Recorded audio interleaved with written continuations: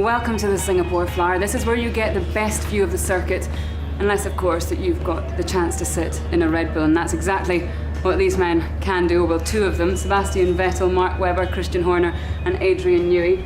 Sebastian, let's start with you. It wasn't the championship today, but it was a pretty dominating win. Are you happy?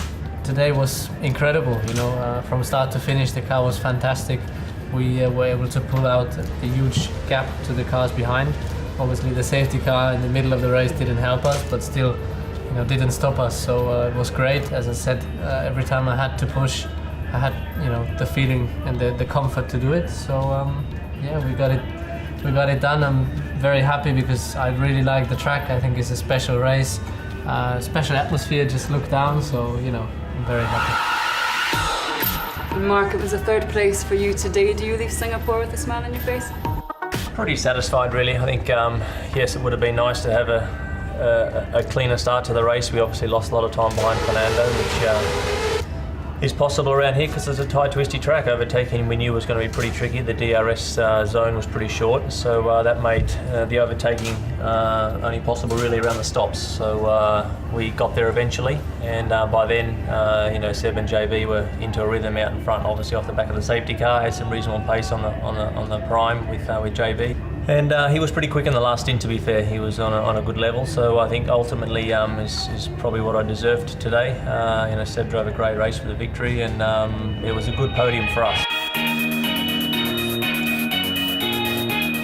And Christian, you're going to need a new ankle soon. It's moving so much this season.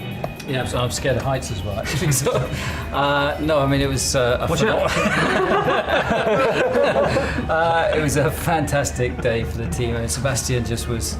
He was awesome, particularly the first half of the race, and the left-hand side of the grid seemed to all lose out. So, that put Mark down a couple of positions, but some great moves on particularly Fernando, who's been fairly mugged by these two the last three races now to get back up onto the podium. So it's been a great weekend for the whole team.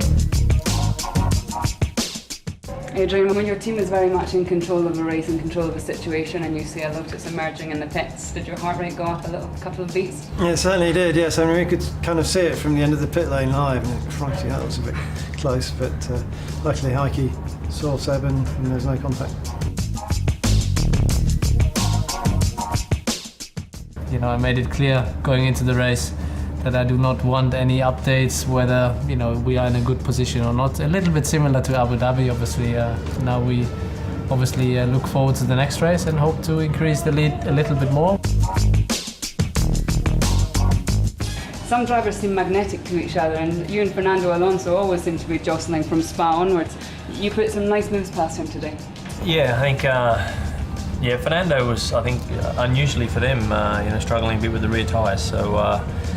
He was not too bad in the last sector, but in the first two sectors he was struggling a little bit. So for him to get the car into and off the low speed stuff wasn't easy for him.